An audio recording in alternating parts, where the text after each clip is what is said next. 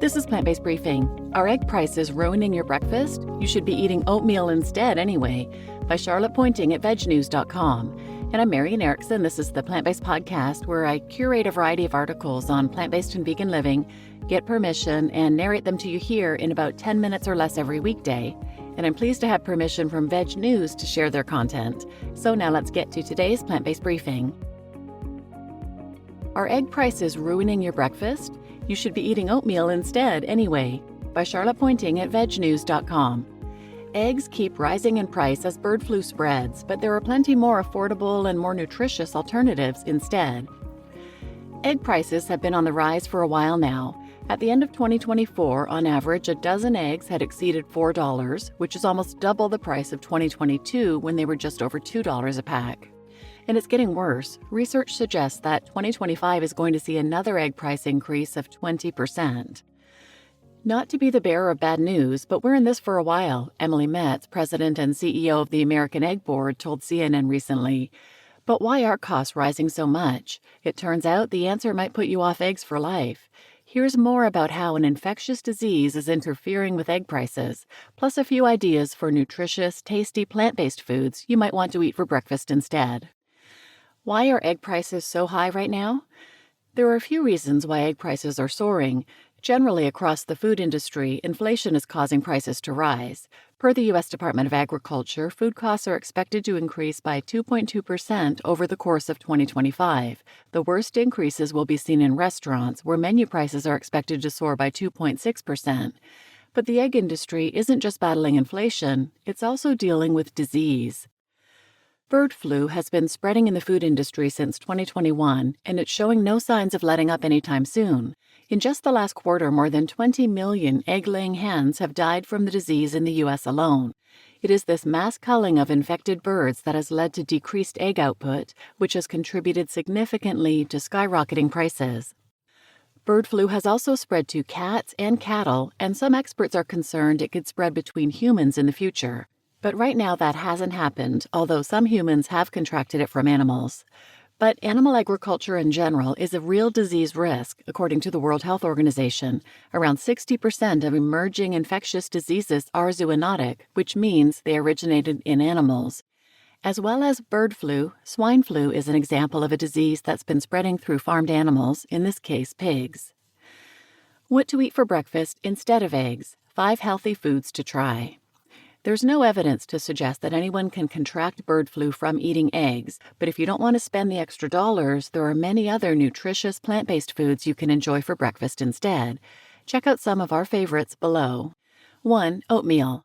Per serving, oatmeal tends to be cheaper than eggs. Plus, it also packs plenty of nutrients. Unlike eggs, oatmeal is a good source of complex carbohydrates and fiber. It also contains around 5 grams of protein, and you can boost up this content by pairing it with seeds and nuts.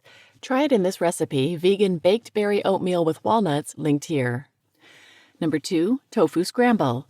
If you love the flavor of eggs, then tofu scramble is a great alternative. This dish is light and fluffy, and when made with kala namak or black salt, it has that distinctly sulfurous, eggy taste. Tofu is also generally more affordable than eggs, and it's a great source of protein. A standard serving size of tofu is about 3 ounces, which provides roughly 7 grams of protein. 1 egg has around 6 grams of protein. Try it in a recipe linked here, simple vegan breakfast scramble sandwiches. 3. Leafy greens. Incorporating some leafy greens into your morning meal is a great way to start the day with a boost of nutrition. It not only adds essential vitamins and minerals, but also provides fiber to support digestion and keep you energized throughout the day. Blend greens into smoothies, enjoy them with omelets, or add them to a breakfast bowl. Try it in a recipe linked here, vegan chickpea omelet with curried sweet potato and spinach. 4. Chia pudding. If bought in bulk, chia seeds, which can be sprinkled on acai bowls or used to make chia pudding, can be a cost-effective breakfast option. Plus, they're rich in fiber and omega-3 fatty acids, and unlike eggs, they're cholesterol-free. In fact, all of the options on this list are cholesterol-free. Try it in a recipe, banana chia pudding with peanut butter chocolate sauce. And number 5, berries. Starting your day with berries is always a good idea. After all, they are nutrient powerhouses packed with essential vitamins, minerals, and antioxidants. frozen berries are generally more affordable per serving than eggs, particularly when you purchase them in bulk. Try it in a recipe: vegan berry and almond amaranth porridge. You just listened to Are Egg Prices Ruining Your Breakfast? You Should Be Eating Oatmeal Instead Anyway by Charlotte Pointing at vegnews.com, and I'm your host, Marian Erickson. I always put a link to the original post in the show notes, and from there you can find those recipes that were linked. And one thing I like to do with frozen berries is combine them right in my oatmeal. I just microwave my oatmeal and then add frozen blueberries to it, which thaws the blueberries perfectly and brings the oatmeal to an immediate temperature that's perfect for eating. So it's super quick and easy. You can also buy vegan egg substitutes, and there are so many delicious ones on the market right now. One that we have readily available that's our favorite is Just Egg, and you can scramble it up, fry it up just like eggs, but you can also use it in baking, and it makes the perfect egg replacer. If you want some other ideas on how to use Just Egg, check out episode 460, The Veg News Guide to Just Egg. I will also link some related episodes about eggs being very, very unhealthy for us.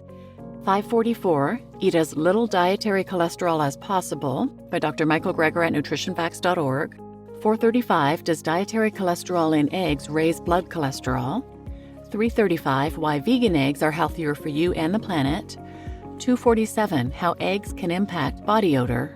246, Peeks Behind the Egg Industry Curtain. 159, Health Concerns with Eggs. And 111, What's Wrong with Eggs? And just last week, I read a two-part episode, 991 and 992, about taxpayer bailouts for the poultry industry and how it's affecting egg prices and entrenching avian flu. Farmers are getting reimbursed for the birds that are being killed because of the avian flu, but egg prices are still soaring because supply is down and not able to meet demand. And one thing just to note is in the article it says that in the last quarter alone, more than 20 million egg-laying hens have died from avian flu in the U.S. alone. And that kind of makes it sound like they've all contracted the disease and died from it. But the majority of those hens are killed by humans because when an infection is found, the entire flock gets killed. And it's usually by a horrific method that's the cheapest and most efficient one for farmers to use, and they get completely reimbursed anyway. It's called Ventilation Shutdown Plus. And I'll link 2 episodes in the show notes about that as well.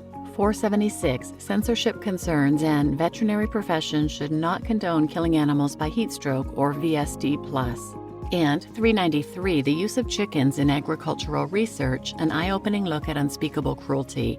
That one talks about how researchers at a North Carolina university did their testing to determine the most efficient ways to do mass killing of chickens when there's an outbreak.